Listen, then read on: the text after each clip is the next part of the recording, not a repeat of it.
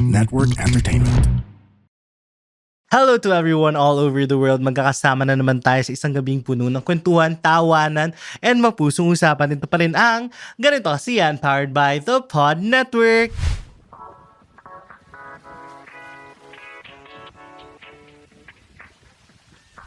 At kasama niyo pa rin ang inyong wandering go-getter ng Quezon City. It's your boy, Jacob. And for today, isang masayang kwentuhan tayo and deep dive on how it is to find your voice. Kasama ang social entrepreneur, host, and actress. Let us all welcome Aya Fernandez. Hello, Jacob. Hi! How are you? I'm good. And saya na mapanood yung intro mo in person. Nakakahawa yung energy mo. I'm good. Bracing the traffic today. It's a Monday sa mga nakikinig. And what a way to start the week. I know. And actually, ito yung isang gusto kong tanong. Kasi ang ganda ng energy mo agad-agad pagdating mo pa lang ng studio and everything. Even with the traffic, how do you not lose your cool? Feeling ko kasi kapag nasa traffic, doon ako gumagawa ng other tasks ng backlogs, yung mga di ko na-replyan, yung ilang inboxes yan, ilang emails yan, ilang WhatsApp, Viber, Telegram. So parang feeling ko, hindi ako nabobore. Pero kasi madalang na ako yung nagda-drive. Pero siguro pag ako yung nagda-drive, the faith of yung kapit natin sa Panginoon medyo mas makapit. Kasi minsan natetest talaga eh. Yeah. Maraming mga challenges all over, mga kung ano-anong mga sumisingit. Oo. Diba? And parang as a driver myself, yun din yung na-realize ko. Dati kasi parang na-enjoy ko yung idea na mabilis ako nakakarating through places kasi sumasakay ako ng parang motorcycle hailing apps. Tapos parang pag ikaw pala yung nasa driver's seat, ikaw yung nagda-drive, parang minsan sila pala yung ang hirap pakisamahan sa daan. Yes, totoo. Yeah, and it's really a skill. It's a talent to be able to drive. And to be patient. Yes. Kasi maraming hindi patient. Yeah. The skill, medyo CCO na yan eh. Kasi I have license for both, like 2 wheels, 4 wheels. Pero yung tama ka yung patience. Oo. Yun yung talagang true test of a human being. Yeah, and parang at this point, choosing to be kind na. Wow! Natawa ako doon. O sige, give ko yun sa'yo. Diba? Totoo. Pero ito, as a kid or during your teen years, mahilig ka bang like fill up ng mga slum book and everything? Yes. Talaga? Yes. Okay. So, let's put that to the test kasi dito sa unang segment natin, ang ganito kasi ang slum book, ay mas gusto ka pa namin makilala. Like beyond, we know you as an actress, we know you as a host. Now it's time na i-bosses mo mismo yung kilala pa namin. Okay. So what is your most silliest or parang the most unique childhood nickname that you have? Siguro Aya the Baboy. Because back in the day, Sino nag-ano nun? Sino nag-isip nun? Or kanino galing? feeling ko pinsan ko. And then, or sa neighborhood. Kasi nga, medyo chubby ako nung baby ako specifically. But then eventually, nag-wear off na yung fat. Or Ayatot. Ayatot was from one of my best friends in grade school. Because yung grade school naman, sobrang payatot ko. So, Ayatot. Ang bilis ng transition, ha? From the baboy to the payatot. Oo. Buti ganun yung mga silly names. Actually. And since nabanggit mo na yung grade school, ano yung parang naaalala mong childhood dream ambition mo? To be a scientist. Talaga? That's very consistent. Sa lahat ng mga slum book na sinasaynan ko, scientist. Oo. So, would you say na yun talaga yung subject that you thrive on, the science? Yes, I super enjoy. Or parang president ata yung nilalagay ko nun as a bida-bida. Oo, bida ang saya. Oo. parang ganun. Parang early on, yun talaga, science or anything that has to do with leadership, it calls me. Alin yung favorite mo na branch of science? Biology. Biology, ito yung may ano, yung may yung may human body. Yes, yung bio life. Yan. Did you see yourself ba na like going to med school? No. So it was a top interest, but I remember well na either I wanted to be a science communicator or a lawyer nung high school na ako. Because I just know, I think the reason why is because I just know that there are a lot of things that I don't know.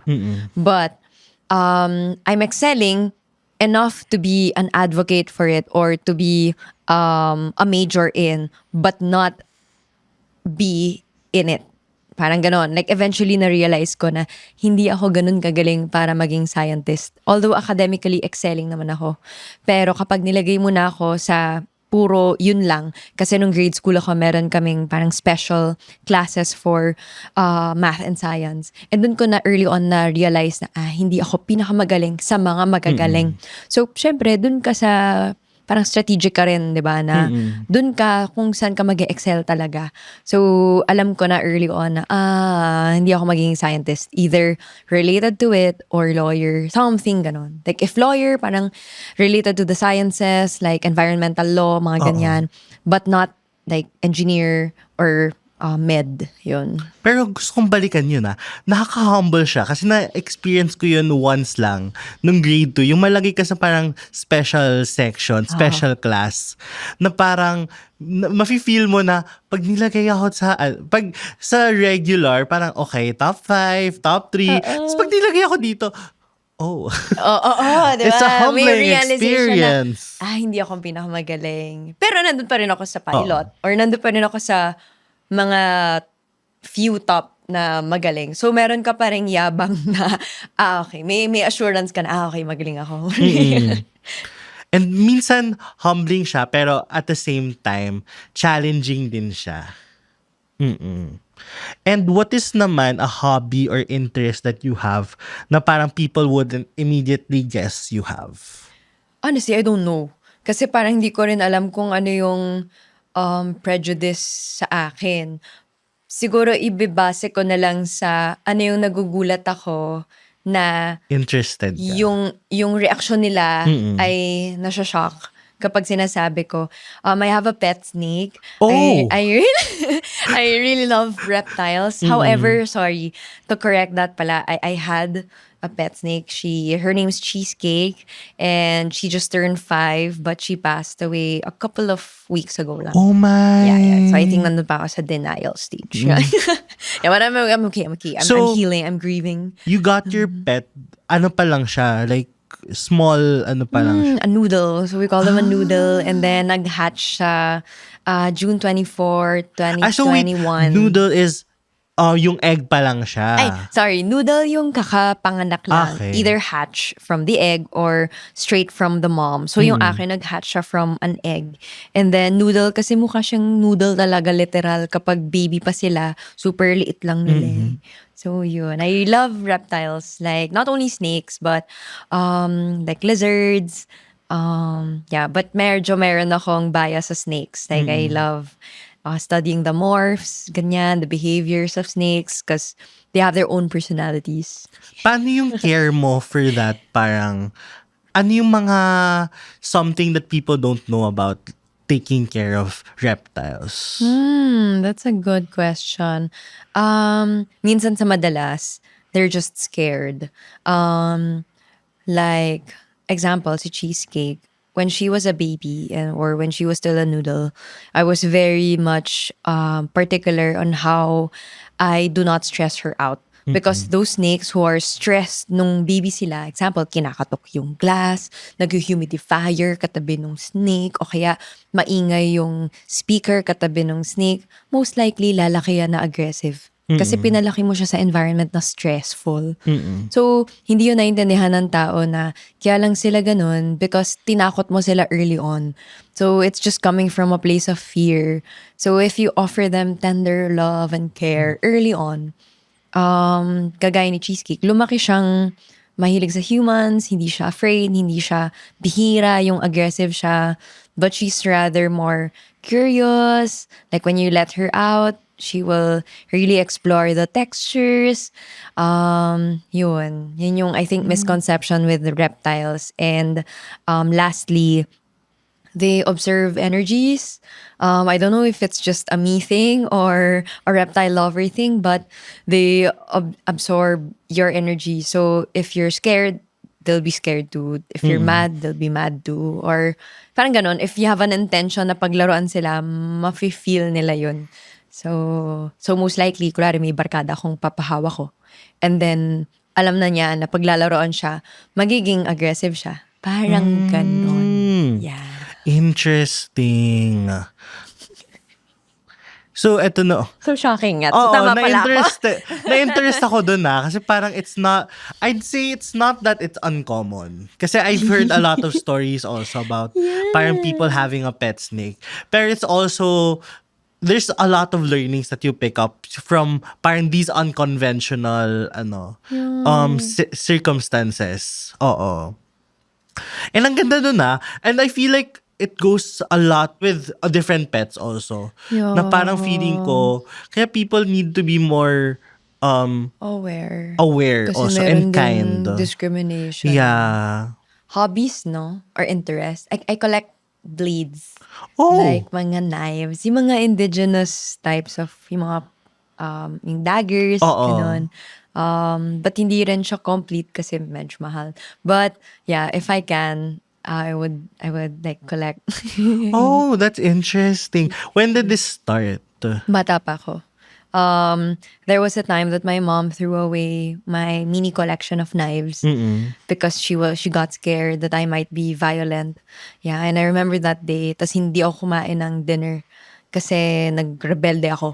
Kasi tinapon niyo yung mga collection of Na-try mo na knives. yung parang yung, di ba yung parang may activity or parang, ano ba tawag doon? Yung parang mga challenges na pag binato mo yung knife, tas tatama siya sa wood. Di ko alam yun Ewan ko lang. Mga nakikita ko lang sa mga stuff. Sa-search ko. Oo. Sa-search ko. I don't know what Yeah. it's called. I just saw it on TikTok. Yun, kaya ko rin na-share yun kasi I think I have yet to meet a community who yung merong same interest. Kasi with snakes, I have a global like Facebook group. Like it's called the Corn Snake Community Support Group. And then sa knives, I rarely find people who have common In the interest. Philippines ba, may community na ng mga like snake owners? Yeah, meron. Pero mas active yung parang foreign community sa Facebook. Mas maingay. Tsaka feeling ko kasi mas na sa kanila, mas conventional to them Yeah. na magkaroon. Kasi in the Philippines, mas prevalent yung fear. Oh, yeah. Si Valentina kasi. Oo. And eto naman, what is a go-to comfort food that you have? Either the kare-kare of my mom or it's the, bawal mag-mention ng brand din. Pwede naman. Okay. Yung pesto cheese bread ng Pande Manila. Pag meron akong na-accomplish na task, yun yung go-to ko. Parang reward. pag-deserve. Yeah. Oo. Ang in fairness it's very Specific. It's very specific and it's very simple. Pero sometimes it's in the simple things na parang tipong we find most rewarding. Yeah. It's really something that I Oo. crave if I'm stressed. And what's one thing naman that you've always been curious about or curious to learn but you never got the chance to explore or to learn this yet? Welding. Oo. Alam yan ng co-founder ko. Her name's Kat. I wanted to take up a class in TESDA and then pinigilan niya ako. Hindi, walang magte-TESDA dito ng welding kasi i-allot mo yung oras mo sa CEO at hindi dyan sa welding na yan. I-delegate natin yun sa ibang tao. Yeah, but I really have an interest in carpentry and stuff like that. Yeah. Interesting. I think kasi nung high school kasi ako. So I went to Makati Science High School. Pero hindi ba sa mga like high school may parang sa mga TLE, may mga ganong courses Ayun na din. nga. Sa ibang public schools, merong ino-offer na alternative subjects like electives Yeah. for carpentry, except sa Maksay. Kasi since science high school Oh. kami, ang ino-offer lang sa amin ay parang robotics, computer, ganyan-ganyan, na hindi ko naman interest. Like, gusto ko talaga yung welding and carpentry, pero hindi siya ino-offer sa amin. So, feeling ko, parang one day, I'll do it. Actually, that's parang something interesting Pero carpentry, you've explored. Oh, pero self-taught. Like, YouTube, ganyan. Yung, let's say, yung Ano na yung side, nagawa mo na? side table, ganyan. Oh, wow! Pero, madali naman yun. So, or yung mga repairs sa bahay, mga chairs, ganyan. But not making a chair from scratch. Like, repairs, yun. Yung mga, yung positioning ng screws or like how things are assembled or attached. So, hindi kasi lahat ng nabibili sa IKEA is matibay siya in the long run. Yeah. Yung structure niya kung paano siya nadidikit. So, aside from wood glue, may other sustainable way to like put them all together. So, I feel like if I'm just given the chance to like sit down and play with the tools and, I think I can make something nice, And that's a good skill to have. Yeah. Kasi it's hard to be very dependent like on tutorials, on other people, or parang kailangan mo pa magpatawag ng maintenance to have things done. Ang ganda na parang to be able to be skilled enough to be able to say na if there's something wrong sa bahay, I can fix it. Yeah. True. Yeah. At which age mo to You na-start get me, I na love it. develop? I think it's because of my lolo. Because he's like a handyman talaga. So I think early on, I look up to him and everything that he does, parang kinokopya ko. Kulwari, working out. At a very young age, nag-try na ako mag-push-ups, mag-pull-ups dahil sa lolo ko. Kasi napapanood ko eh. And then, I think pati nga sa knives naging kasi yung interest ko sa watches. At a very young age, mahilig ako sa relo dahil sa lolo ko. So I think it came from that, from my lolo. And with that, what's one piece of advice that you receive that you still carry with you until today? One piece of advice that was given to me that I still carry up to this day. Siguro from my mom. Pag may katwiran ka, ipaglaban mo. Wow. Parang yung... Parang galing to sa TV show. Oo nga eh. Pero no, we don't watch that actually, but it's from my mom. So I think kahit na nabubuli ako before, wow, wala akong pake. Like, lumulaban talaga ako. So yeah. Or, one piece of... Hirap naman yan kasi ang daming advice eh. May specific field ba of advice? Something that parang still holds dear to you. Any naman. Or laging tumatatak pa rin sa'yo. I'm not sure who actually told me, but it's the quote, champions rise when they can't. Yeah. Ang ganda. So may mga days na sasabihin ko, today I'm not a champion. But yeah. So, I don't remember who, pero parang grade 7 ata ako noon nung na-develop yung quote na yun sa akin. Tapos lagi ko na lang siyang sinasabi pag umiiyak na ako, champions rise when they can. Oo. Ang ganda din nun. And ang ganda din na parang you have that kind of something to hold on to in moments na things get difficult. Yeah. Kasi parang sometimes isipin mo na lang, pinagbagsakan ako ng lupat lahat-lahat. Oo. Kasi Oo. sometimes it's what pushes me to rise to the occasion. Kasi diba that's how we grow. Yung kapag tinataas mo yung threshold or bar of your capacity. So yun yung mga moments na yun yung parang sa workout. I don't know if you who's listening or you mahilig sa workout, but we all know this na if we're given like a particular program, let's say yung program is for 3 weeks. Yung first 3 weeks na yun, hirap na hirap ka. Oo. Pero after nung 3 weeks na yun, uulitin mo yung program na yun, like same routine, same sets, mas madali na siya. So parang ganun lang din siya sa feeling ko capacity natin in handling stress or tasks. Sa umpisa, hirap, but eventually, kayang-kaya. Yeah. Yeah. I agree with that. Kasi parang sometimes what matters is putting yourselves in uncomfortable positions. Kasi parang sometimes it's that uncomfortable position that will allow you to grow Yeah. and for you to find your own footing in life. Aw, so nice. Yeah, I agree. Mm. And what is something naman that you're still trying to get better in your or trying to figure out in your 20s?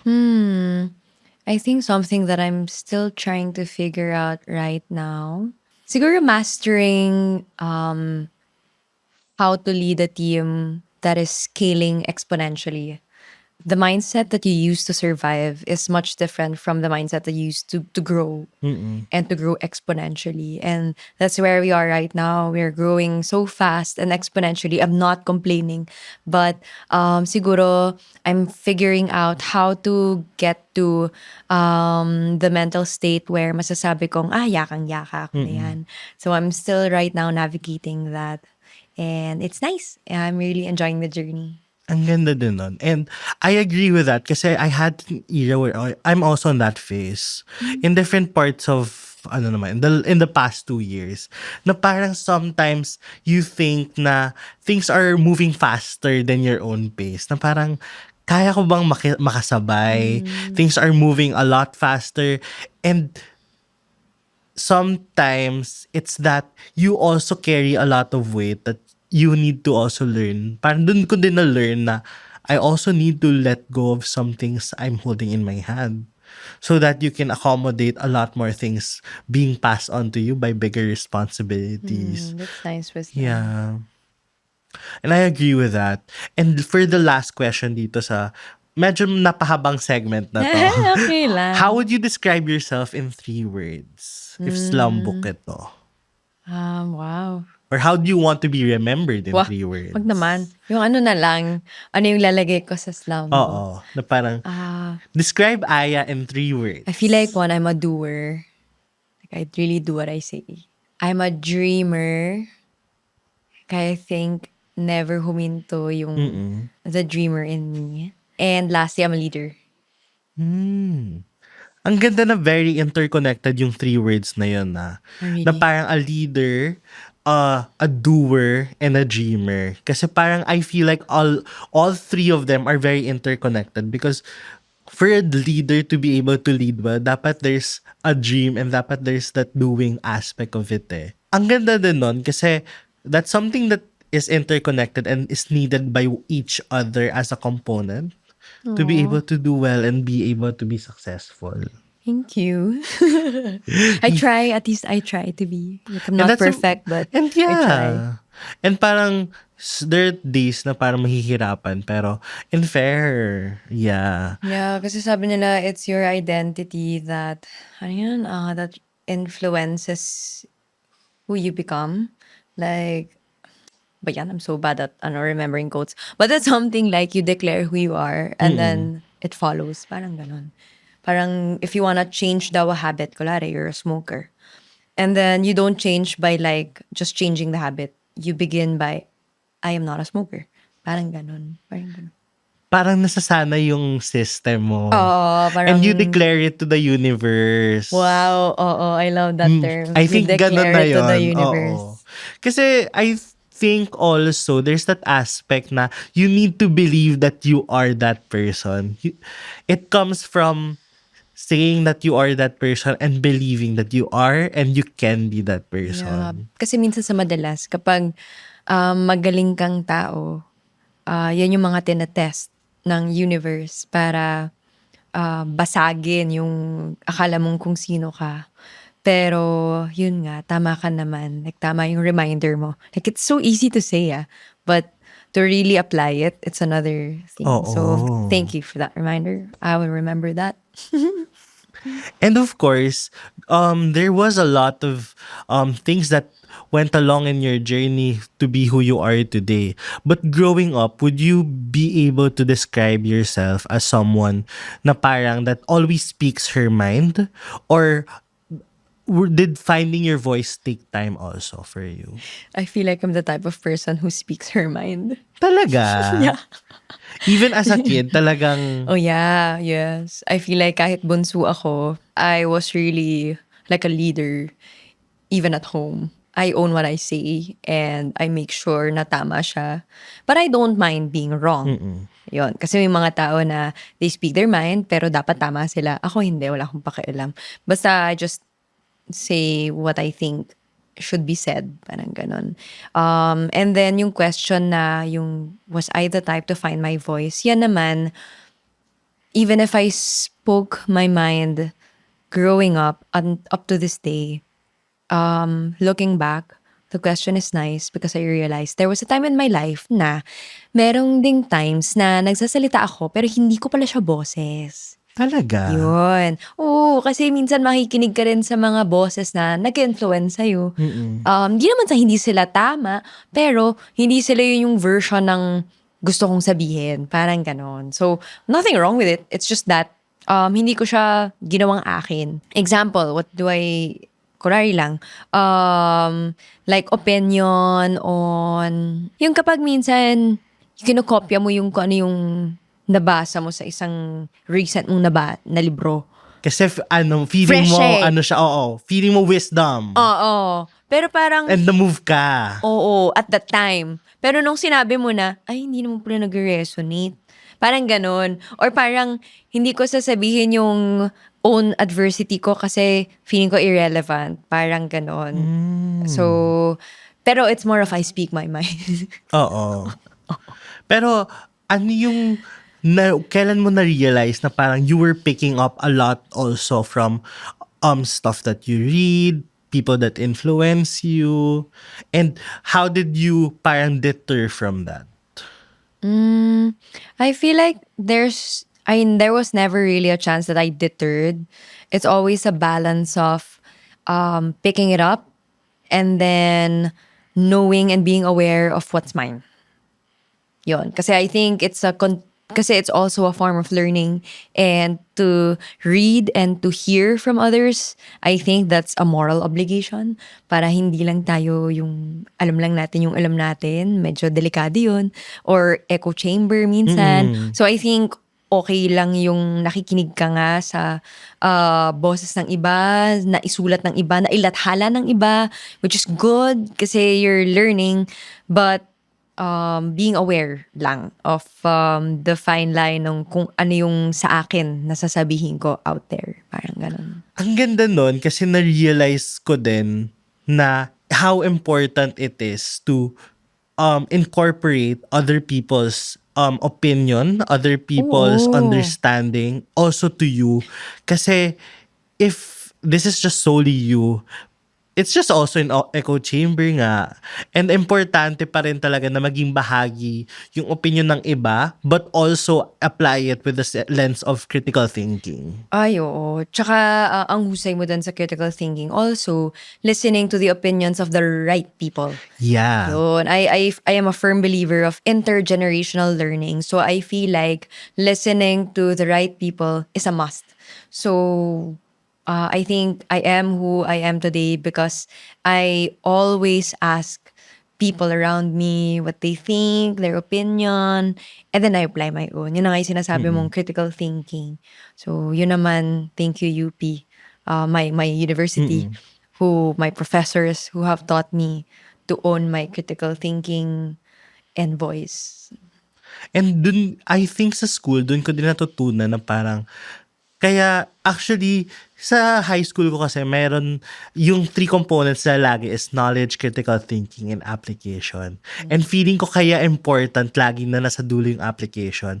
Because at the end of the day, what's that knowledge and what's that critical thinking if you don't get to apply it to yourself, apply it to your context, apply it to the things that you do. Kaya ang ganda din nung sinabi mo on critical thinking and being able to apply it to yourself.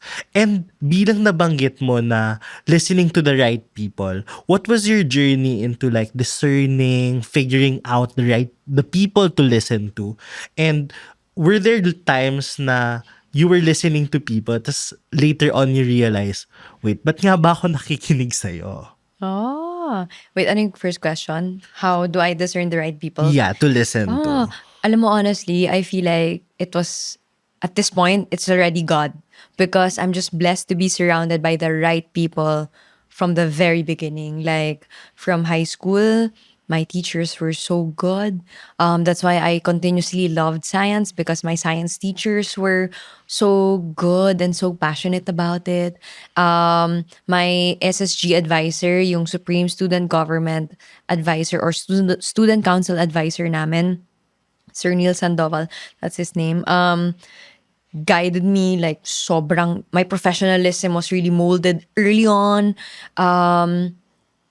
In college to may it be in business or showbiz, I was still surrounded by like veterans, mentors, Isa Calzado, shout out to her, who really kept me grounded and focused on where I should go.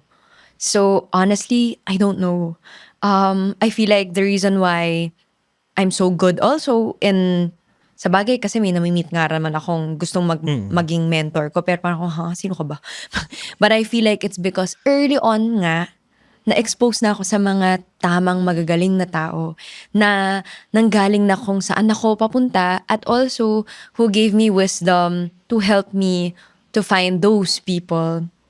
And then, nangyari na ba sa akin yung nakinig ako sa taong tapos, ba ako nakinig doon? Yes.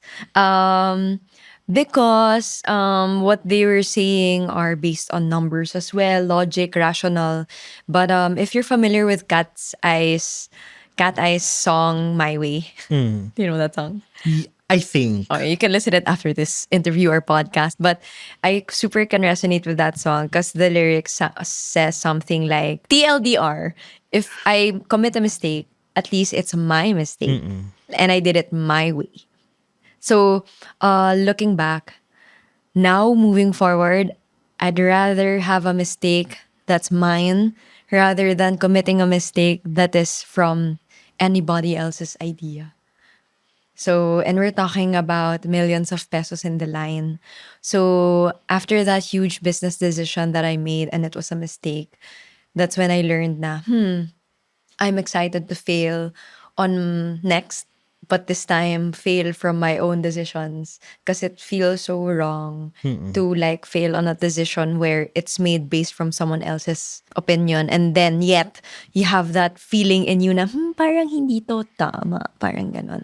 But then anyway, I don't regret that. Now that I'm like coming from a place of like regulated nervous system, tama lang din palang nangyari yun. Parang I've grown from that experience and it has just led us to like something bigger. But then again, I hate the feeling. So, yes, nangyari na yun sa akin and it was based from logic and rational. But I should have listened.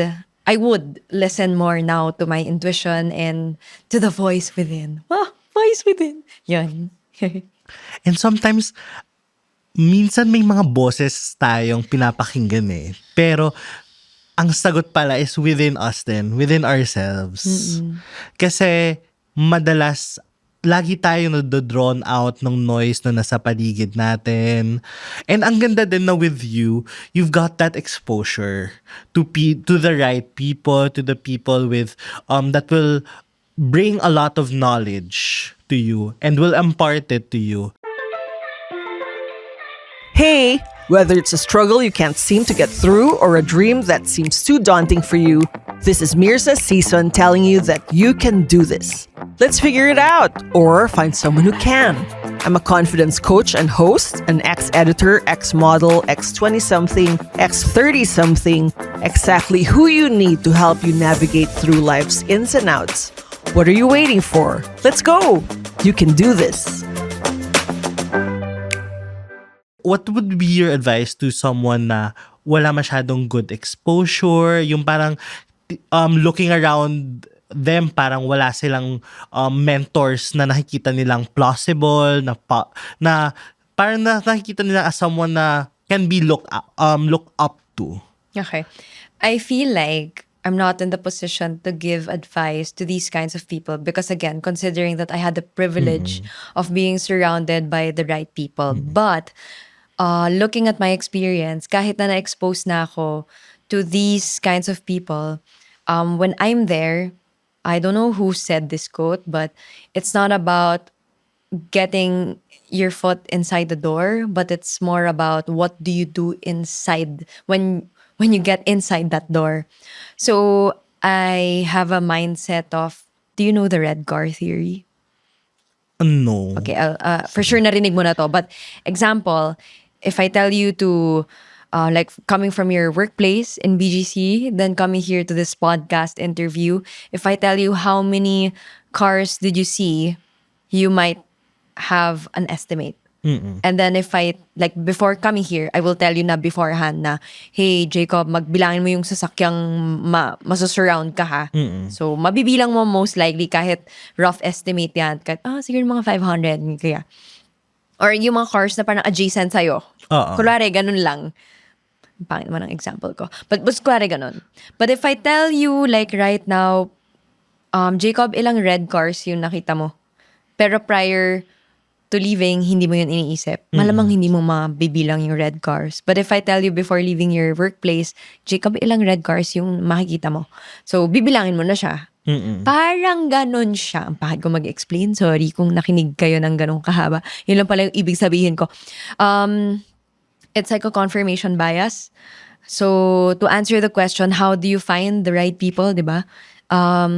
You always think that you think the profile of the person that you want to meet, or the kinds of people, the kinds of effect that they have in you, and then you will more likely see them. It's like being positive, like attracting them, like being a magnet to these people. I always believe that the right people will come to you if you just keep saying it, keep asking for it. Lalo na ngayon may Google. Ngayon sa Facebook, even in free data, pwede ka na maghanap ng network. And then maraming free webinars. And then from the webinar, you can find the right people. This quote pala that has helped me up to this day, I will share it today. And not a quote it's like a belief. The person that you need is always on the third connection. What do I mean? Kunwari, I need a supplier. And it has happened to me so many times. Like, it has saved me so many times. It's always on the third, at least third connection. Example, Jacob. So, ikaw yung first. Yung kaibigan mo, second. Yung kaibigan ng kaibigan mo, third. Yun ang kailangan kong tao.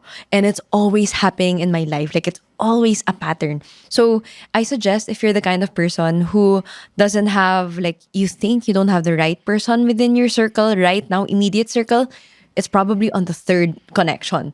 So, just keep asking. Just keep DMing. Just keep emailing, because that's what I did. At least, like, more than the network that I have, And even if I had the network, I still ask. Like, just because a network is given to you doesn't mean makukuha mo na agad yung kailangan mong tao. So you still have to really ask. And how can you get the right answers?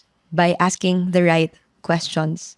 So that's what I really suggest. And it's something that I also personally apply and has done to me so many wonders. So coming from a person who was not born into like a rich family or what, I'm not a Nepo baby, and nothing against Nepo baby, but the point is, I wasn't also born in into very affluent environment. So it was a combination of both blessing from God and discard talaga on how you get inside that door.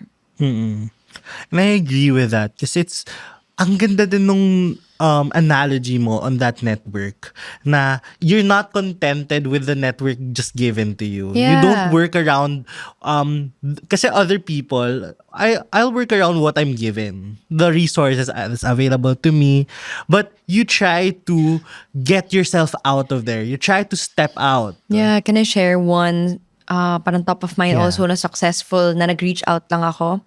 The Spark Project, you can search them on Instagram or with their website. They are a social enterprise and they are a platform, either crowdfunding or grants to social entrepreneurs and impact leaders. They're doing amazing things. I think if I'm not mistaken, they've celebrated beyond their 10 years na. Their founder, Patch Dulay, I met him through, nag-sign up ako sa free event nila. Kasi parang it's an event of Roots Collective. It's not even Spark Project, but I saw that Patch Dulay is coming and I read his book. So I came to the event to meet him and to personally introduce myself. Hi, I'm Aya Fernandez. And now he's one of my mentors. When Iko Uling won the recognition in Bayer Foundation in Berlin, Germany, Women Entrepreneurs Award in 2024, siya yung counterpart dito sa Philippines na parang hindi naman checker, pero parang mentor ng mga awardees na women. So, yun, parang who would have thought na our lives would cross again after a couple of years. And I met him through that, through just showing up. I didn't even email. I just showed up, introduced myself, and naalala ko nun, bumabagyo pa nun. Pero I just really wanna meet him. That's it.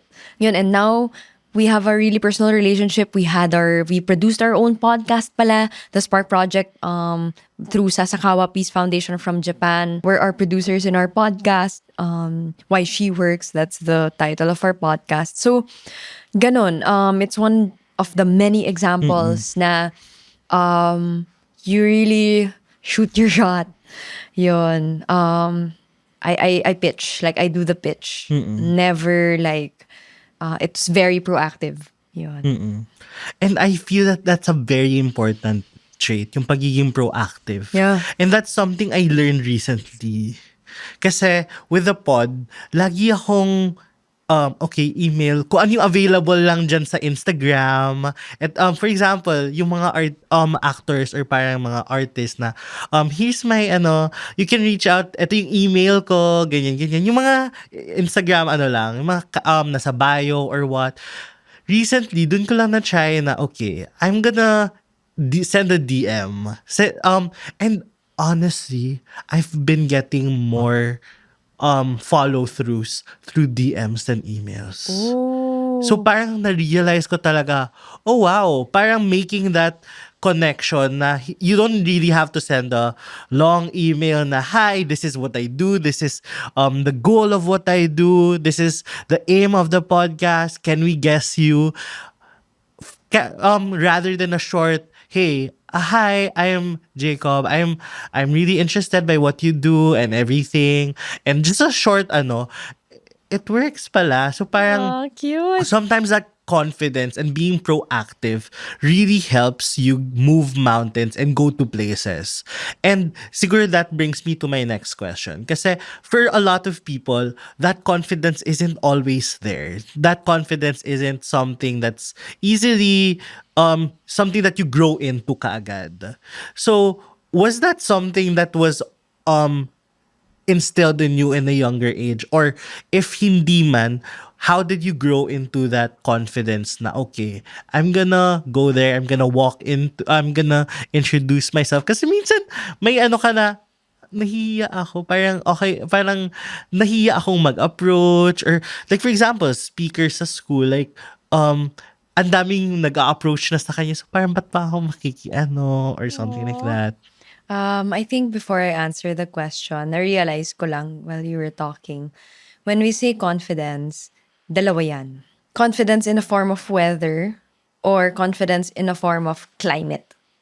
Example, confidence and non-confidence can coexist. Insecurity and being secure can coexist, right? Like, parang we are secure, but we can be insecure sometimes. Parang ganon. So when I answer this question, maybe I'm answering from like a place of climate. Like example, weather is like a mood. Like merong nag-comment and then we kind of felt, oo nga, hindi ako ganun kagaling. But at the end of the day, you know na, you're confident na kaya mo. Ganon. Okay, just to be clear. So when I answer, it's the climate. And I feel like growing up, I've always been confident. There were even times that I'm overconfident.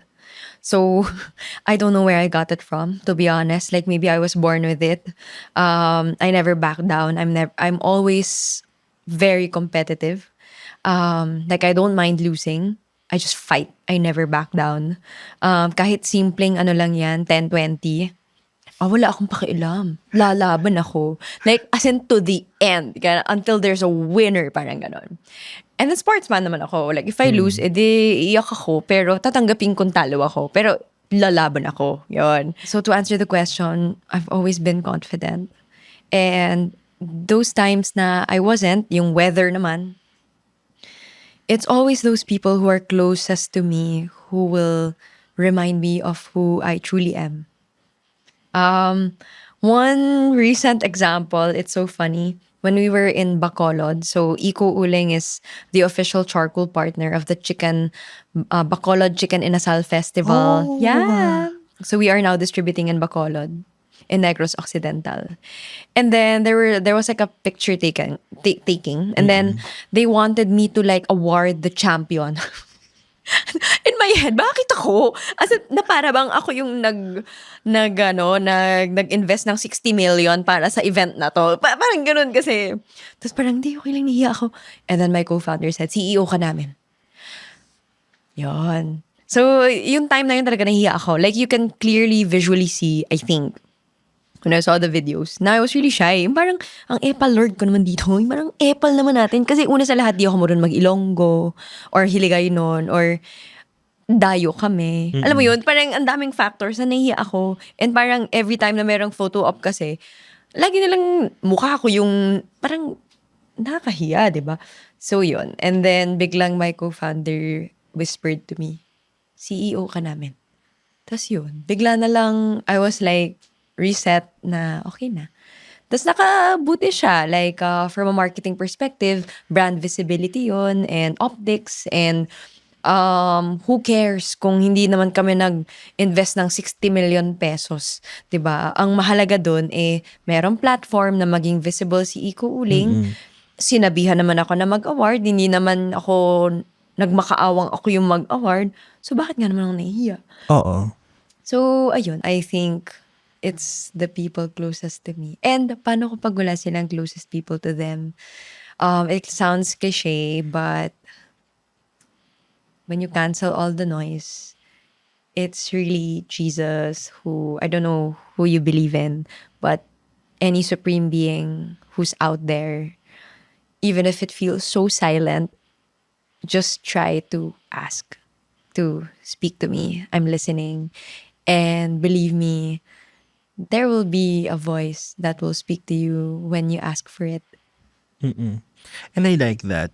And since you mentioned drawing out the noise, ang dami kasing times na, eto din I think issue in this generation, there's a lot of noise everywhere.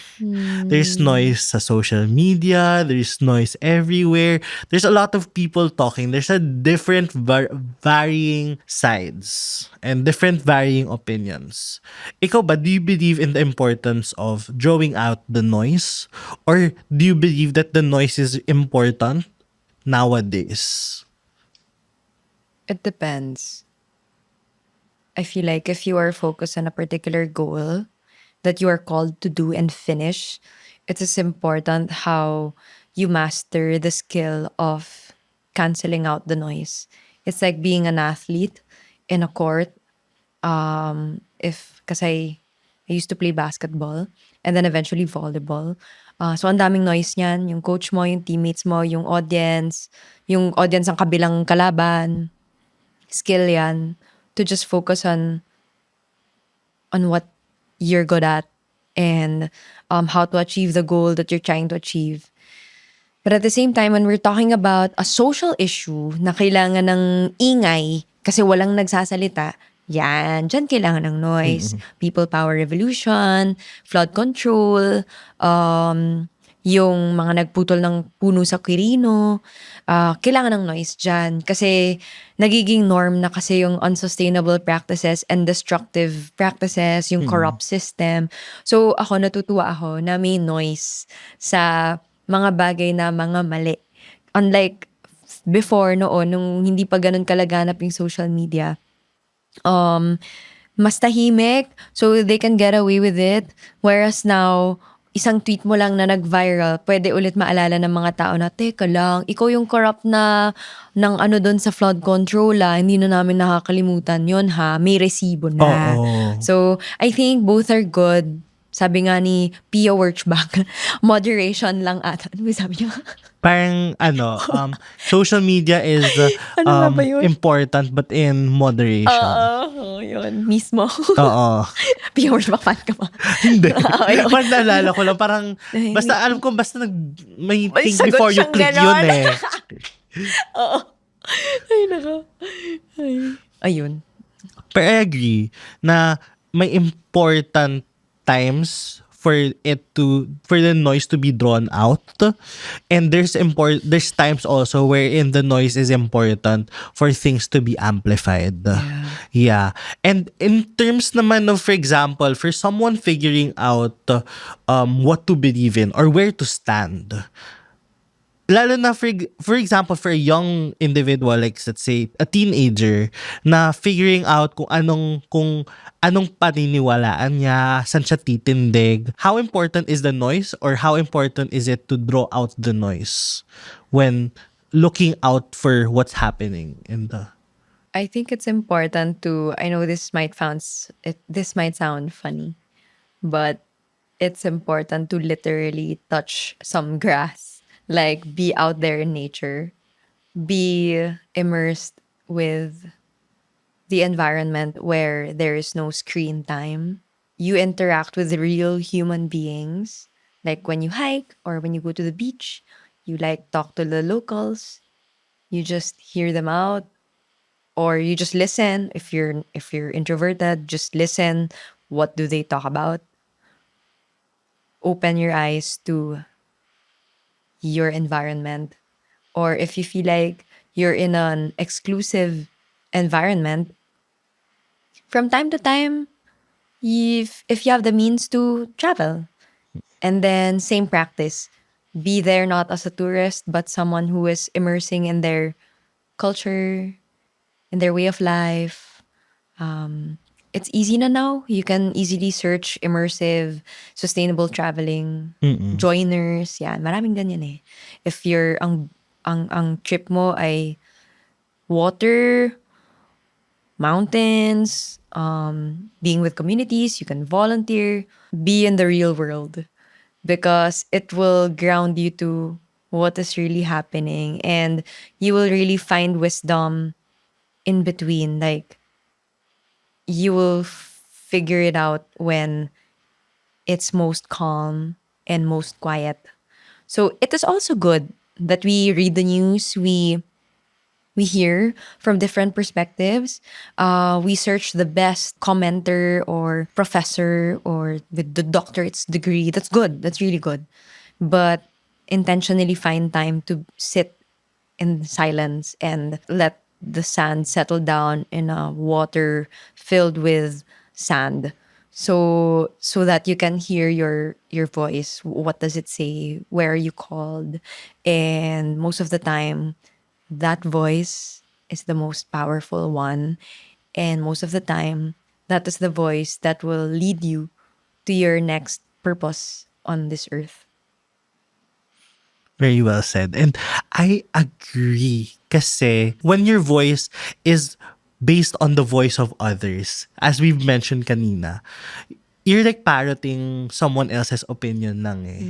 But when your voice is something that you've discovered, or your opinions or beliefs or where you stand is based on your own paninindigan talaga, that's when it's more stronger. When you feel like you want to stand up for it, when you want to join in the conversation because you really believe it, not because this is what is being said. And ang ganda nung point mo. Yeah, tsaka siguro isa pa, you go to where you're called today.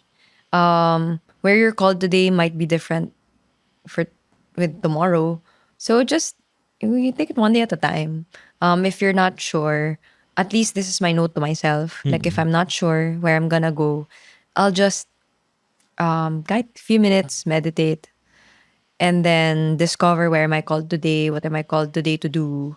Unless merong urgent talaga sa work ka, ibang usapan yun. Oo. Parang, even if your bed is calling you, girl, you gotta work, di ba? But if we're talking about purpose-wise, ganon siya. Kahit naman sa Biblia, ang Panginoon, minsan, iba-iba yung instructions, di ba? So, dadalin ka lang talaga niya to a greater one. So, just focus on what's today. At dadalhin ka kung saan ka dapat mapunta. Oo. True. And I think one of the things na remarkable or parang one of the things na a lot of people have heard you for was one Why Speak recently. yeah, thank Yes. you. And I think one of isa sa mga na-comment talaga is being able to be to amplify the voices of Gen Zs. Yes. So how important is it naman for you na parang the Gen Zs now have a platform or parang have more avenues right now to participate in conversations and decisions and be able to be heard and to be able to speak out? It's very good because that's the most humanly thing that would distinct us from AI. It is the process of coming into a conclusion. AI kasi rekta na yan sa output, diba? But when you voice out unpolished, unfinished thoughts, that's when discourse can be welcomed in. So now we just tweak the culture into something that welcomes these kinds of thoughts that are unpolished, unfinished, rather than like a fight. Yun. So I think it's very important. Because me, as a student leader, I myself, being a leader at a very young age, I had very good thoughts back then and very good ideas back then. And so now that the youth has the privilege and opportunity to amplify them, then good. Kasi mas madali nating masusolusyonan ng mga problema. Minsan sa madalas, last point, is that mas may grit yung mga mas bata kasi sila yung hindi pa jaded. Unlike yung mga higher generations, pagod na. So okay yan. For me, I really like it. And ang daming mga nagsasabi na parang ang generation na to is too outspoken or too sensitive. From your experience, ano yung mga misconceptions na na-observe mo from these generations of young people today? So I'm a Gen Z myself, but I'm like in the middle. Like, technically I'm a Gen Z, but I have also witnessed the life of a millennial, sort of, but I was very young. So I think from my own experience, I don't know with others, one of the misconceptions is that the need for recovery and to balance out the nervous system is mistaken as mahina. Hay nako. From like my own experience, example, needing to work when I was in college, others would say, wow, ang galing mo, so resilient, ganyan-ganyan. But if I am asked, if someone else experiences the same thing, kung anong pinagdaanan ko before, and then hindi nila kinayanan, anong sasabihin ko? Parang, she's not supposed to. Parang, F that resilience. Parang I don't want anyone to experience the same thing na they didn't have the time or they felt like they didn't have the choice to have time to regulate their nervous system to rest. People should rest. And that's part of the formula to be productive and to be the greatest human being you could ever be in the society. So, I will never say na, ang hina naman niya. No, I would say, dapat lang na magpahinga siya. Hindi niya dapat talaga kayanin yun. I mean, yes, nakayanan ko, pero siya kung di niya makayanan, go, rest, girl. Like, you shouldn't do the same thing. So, for me, that's one misconception. We are mistaking the need for recovery and a balanced nervous system to quote-unquote weakness. So, it's not. I think we should stop. We should stop doing that. millennials, whoever, if you are listening, or boomer. It's a very boomer and millennial thing to say na yung quote-unquote mental health your way. Yun, because mental health is real. So, I really believe that humans are not really designed to hold such many tabs. So, guys, let's take it slow. Lalo na at the age of AI, everything's so fast. So, wait lang, guys. We're all navigating this in a new chapter, dawn of our lives, of this humanity. So, let's be a little kinder and unless, you're paid so much. Charot. But, yeah, again, I know it sounds cliche, but some people out there are just, tallying whether or not they want to live or not. So you don't want to be part of that column na people would think they don't want to live because of you. So be part of that column why people would have a reason to live and stay in this earth. I like that. And especially when you mention on resilience.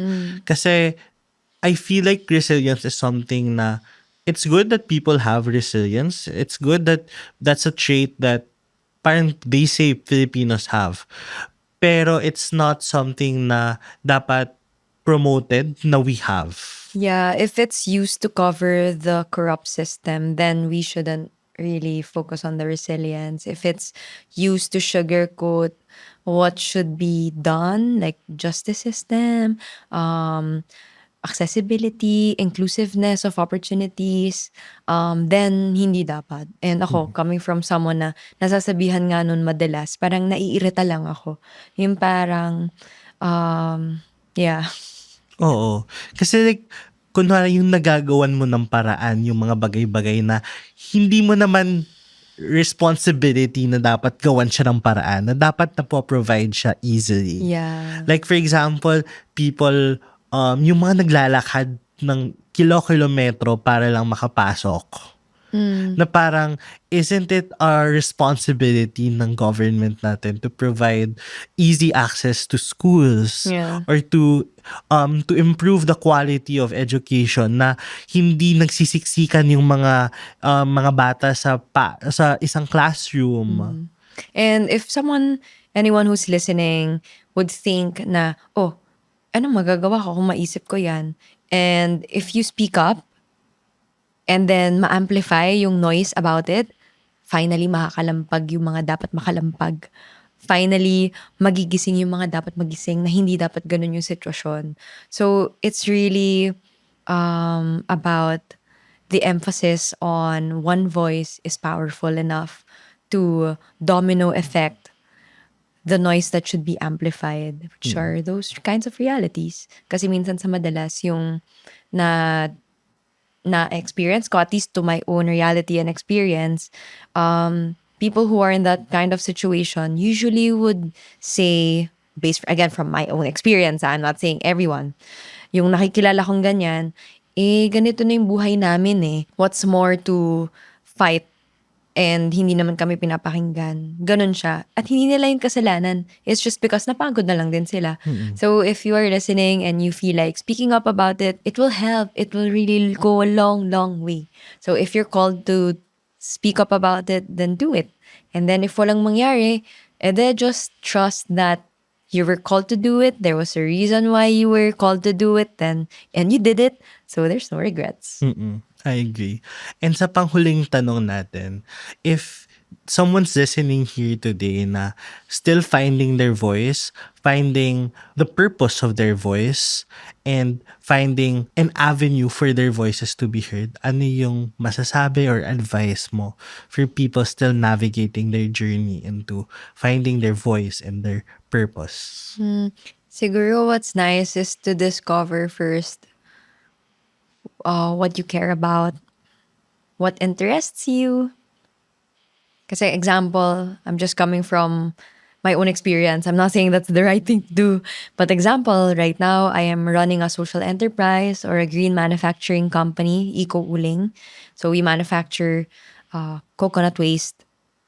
We manufacture eco-friendly charcoal briquettes from coconut waste instead of wood. Right now, we are continuously scaling. We're working with rural communities. We are exporting and distributing nationwide. But it started with my interest with science. I really love the technology, and I'm so curious about lives of other people. So working with the rural community and indigenous peoples just it's just so easy for me to fight for their rights. It's just so easy for me. I love outdoor activities. I love the ocean. I love hiking. So parang when I do my work, mas madali. So that's where I'm coming from na find your interest first and then you work around it kasi mas madali talaga if mahilig ka dun. That's one. And then second, it will lead you to your tribe.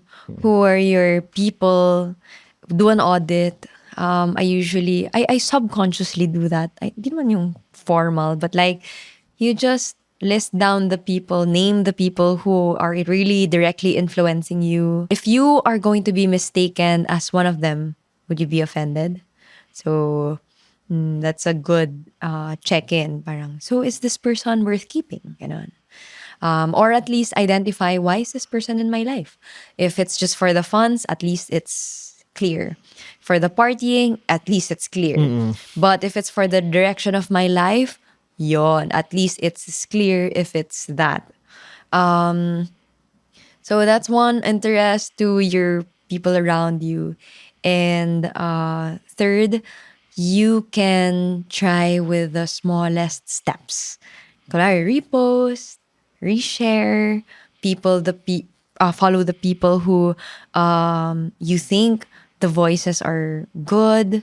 Ask your professors who you can read about, who you can follow. It's actually the professors and teachers the academe. That's why the academe is there. Because we study theories, right? And theories are there not for anything. I have huge respect for theory. So, honor them, respect them, and then you work around it. Sino yung mga school of thoughts, sino yung authors nun, sino yung mga commentaries, nagsusulat ng commentaries surrounding those theories, mga peer-reviewed journals. So, I hope it's not overwhelming. I hope it sparks enjoyment of the journey. I think this is from Ate Dimples, Romana, na she said, you'll never get there. Parang just think na you'll never get there. So it makes you enjoy the journey more. So parang ganun din yung finding of your voice. Just the fact. So if you forget all that I said, so maybe just remember this. The fact that you have a feeling that you're called to speak out means the day will come that you are speaking up. Ang ganda nun. And yun yung pinaka-importante. Yung alam mo din na, yung alam mo sa sarili mo na called ka to speak up. So, there will be a time talaga, hindi man ngayon, mahahanap mo din yung courage, the confidence, or the moment for you na mapupuno ka na at magsasalita ka na lang. Yeah. Yeah. Kaya thank you so much, Aya. Thank you so much for joining us here today. And ang dami kong napulot na magagandang aral from you. And this is such a fun conversation I had with you. Oh, thank you. So yun. So since baka people might be interested to follow your journey or follow the other shows that you're in and follow your social enterprise, I think this is the avenue already to promote. Okay, thank you. You can follow me on social media, Instagram, Facebook, TikTok, LinkedIn, at Aya Fernandez _. On Facebook, I'm Aya Fernandez official ata. May official? Ata. Oo, hindi kasi parang may kumuha na parang may other Aya Fernandez pero hindi ako yun. So, pero wala rin namang verified check, but you'll figure it out that it's me. And then, please follow and support Eco Uling. That's Eco Uling PH on Facebook, Instagram, LinkedIn. We are also available now on Shopee, Lazada, and TikTok Shop. And then, you can So watch. accessible na. Yeah, So to pwede na sa BTC. TikTok. Yeah. Oo. Yeah, so if you also want to be an affiliate, parang may ganun yung marketing team namin, may affiliate program. So just shoot us a message and our team will respond to you. And then please watch Why Speak every Saturday evening on ABS-CBN, I Want, and TFC. Sana next time dala mo na dito yung buong Why Speak. Yeah, please just invite them. So they might also listen to this. But yeah, just invite them. Kung Yeah. free yung mga yun. Parang ang hirap yung pag-alignin yung Yeah, just go. 6? Yeah, 6 kami. Parang once lang kami na complete. Oh my God. Yeah. Out of the 6 tapings, once lang kami na complete. But, at least there's once. Yeah. And ayun na nga, ang daming dapat abangan kay Aya. And ayun na nga, kung na-enjoy nyo din tong episode na to, there's a lot more good conversations that we have here in GKY. Kaya follow us on YouTube, Spotify. We release episodes every Wednesdays and Saturdays at 7 p.m. And you can tag us on TikTok, on Instagram, and Twitter. It's at GKY Pod on all social media platforms. And ako naman, the Charles Jacob on all social media platforms. At lagi natin pakatandaan na in every stage of life and kung saan ka man in your journey, what's important is hanapin mo na lang kung ano yung what you're called to do and what you're called to speak out about. And lagi natin pakatandaan na finding your voice is a journey and we must take our own pace. At ito pa rin ang ganito kasi yan. The opinions of podcast creators, hosts, and guests are not necessarily reflective of the official stance of the Pod Network Entertainment, its hosts, or other network programs. The content created by the people behind the podcast is personal and not meant to harm any religion, ethnicity, group, organization, company, or individual.